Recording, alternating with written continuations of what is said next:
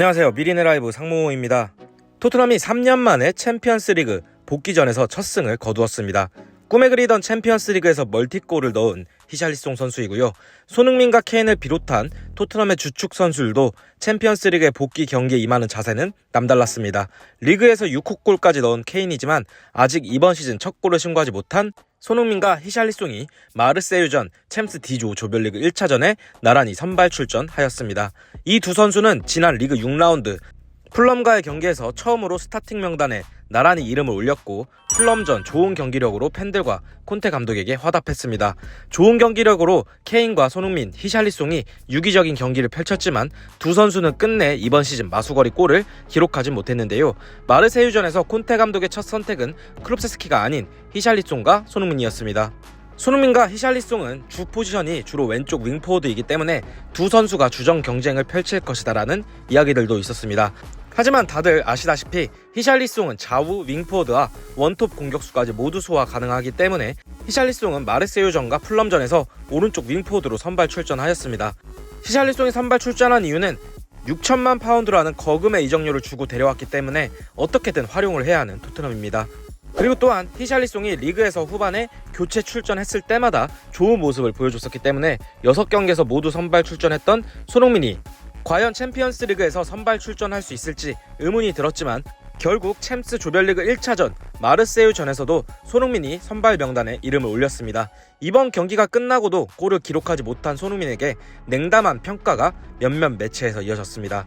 그럼에도 불구하고 손흥민이 출전할 수밖에 없는 이유에 대해 알아보는 시간을 가져보려고 합니다.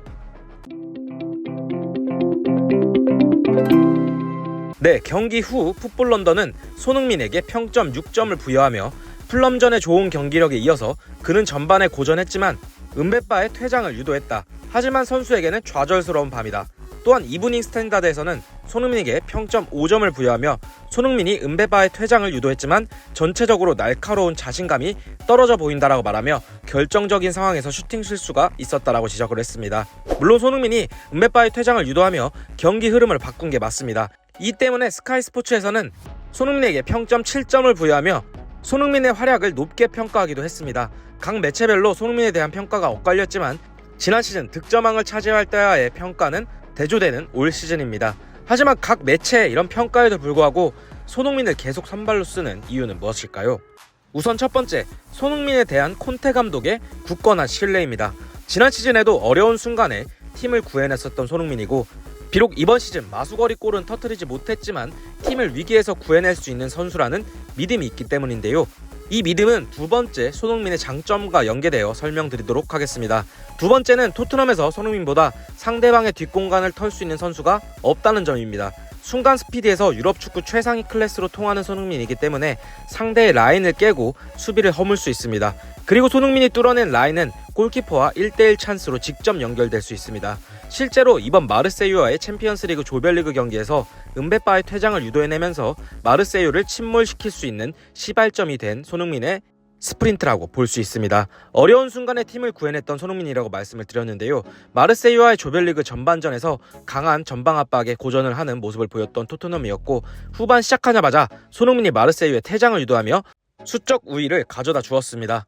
이 때문에 팀을 위기로부터 구해낼 수 있는 선수라고 볼 수 있다는 것입니다. 그리고 세 번째, 아직 마수거리 골이 터지지 못했지만 언제나 득점을 할 수 있는 능력을 갖고 있는 손흥민이고 득점 확률이 매우 높다는 것입니다. 지난 시즌 리그에서만 무려 23골을 넣은 손흥민이고 페널티킥 골이 하나도 없었기 때문에 손흥민의 슈팅 대비 골 확률은 타의 추정을 불허할 수준이라는 것입니다. 이를 콘테 감독도 알고 있다는 것이죠. 그리고 마지막으로 팀에 에너지를 넣을 수 있는 선수라는 것입니다. 손흥민이 전반 초반 토트넘이 마르세유의 강한 전방 압박에 고전하는 모습을 보였을 때 마르세유의 골키퍼에게까지 강한 압박을 가하며 공을 따낼 뻔했습니다.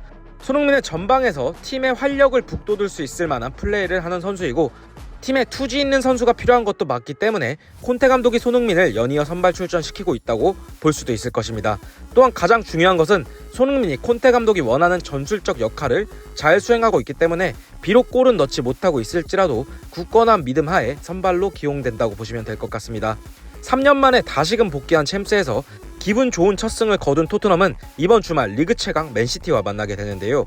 아직까지 리그에서 패배가 없는 토트넘과 맨시티이고 거물급 공격수 홀란드가 영입된 맨시티이기 때문에 이번 주말 리그 7라운드에서 토트넘과 맨시티의 승자가 누가 될 것인지 정말 궁금합니다. 맨시티 킬러 손흥민이 7라운드 경기에서는 꼭 득점포를 가동했으면 좋겠습니다. 이번 영상은 여기까지고요. 영상 끝까지 시청해주셔서 감사드립니다. 오늘 저희 영상이 괜찮으셨다면 구독과 좋아요, 알람 설정 부탁드리면서 영상 마치도록 하겠습니다. 감사합니다.